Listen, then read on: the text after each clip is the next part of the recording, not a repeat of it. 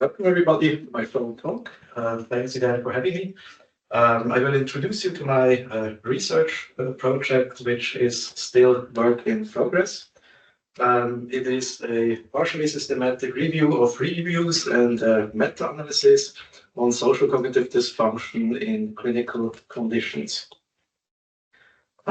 Some background information about myself. I'm a university student at the University of Zurich, a PhD student at the Swiss Epilepsy Center, but also a licensed clinical neuropsychologist. I work in diagnostics, which will give you the scope of my review because we are focusing on performance tests mainly. Some background to our review. Since approximately 2 decades, there has been a proliferation of research on social cognition in clinical neuropsychology. And with this increase in the number of clinical studies came an increase in literature reviews and meta-analytic reviews. And in our view, there are only very few studies who actually try to make overviews or big studies looking at social cognitive dysfunction across clinical conditions. Our goal is to change that. We aim to review and summarize existing evidence and the current state of research on social cognitive dysfunction across and within clinical conditions. Again, the focus will be on clinical neuropsychological diagnostics.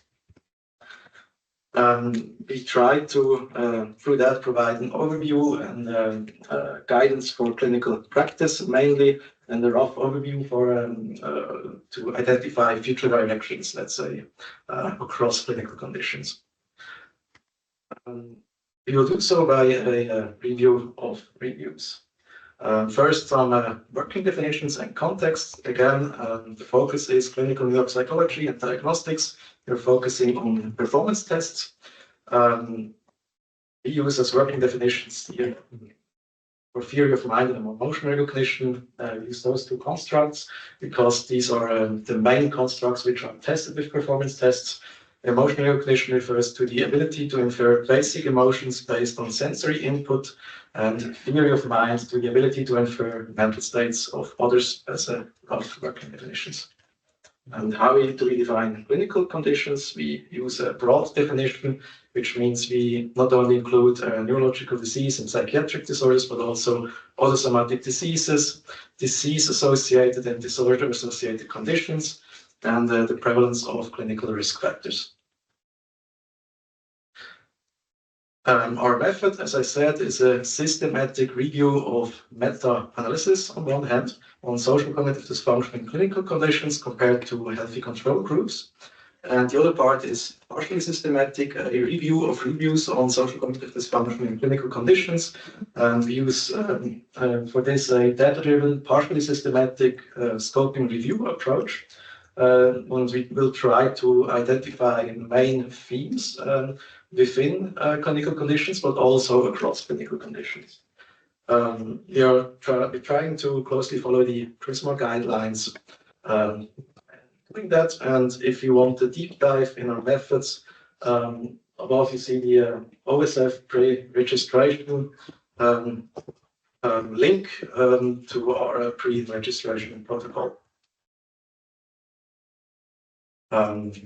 We define some quite broad search strings and search on EBSCO and Embase.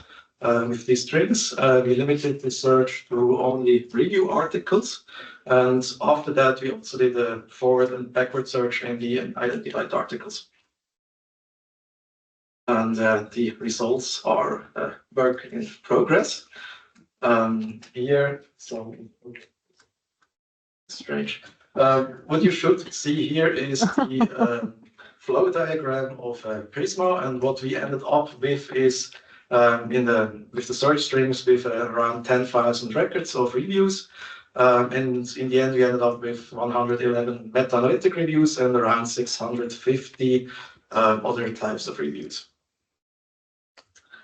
We are now currently in the process of condensing the information, trying to put it in one article. What you see here is the condensed information of the meta-analytic reviews. On the left, emotional recognition in neurological conditions. On the right, emotional recognition in psychiatric conditions. I summarized the results with a forest plot to give you an idea about the amount of conditions and the corresponding social cognition deficits.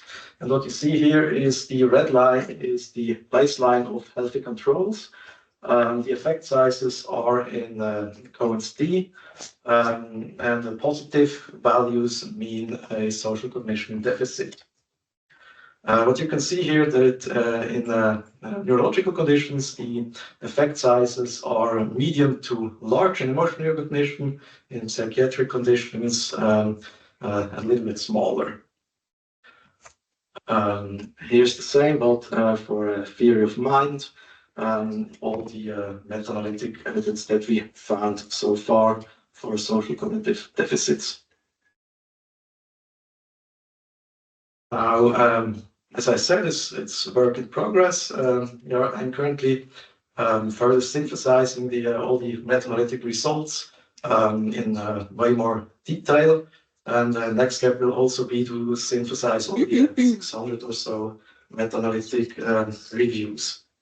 As I said, we will use for this partially systematic approach with all the other reviews, use an exploratory data-driven approach, just trying to identify in a narrative way the main themes across and within clinical conditions.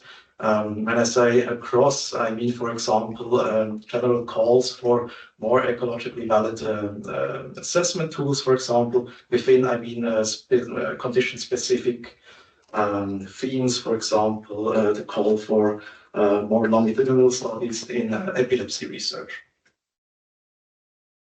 Now I come to the end of my presentation. On the left, you have a link to a project which I'm also involved in, the Cosimo project of Rebecca Robinson.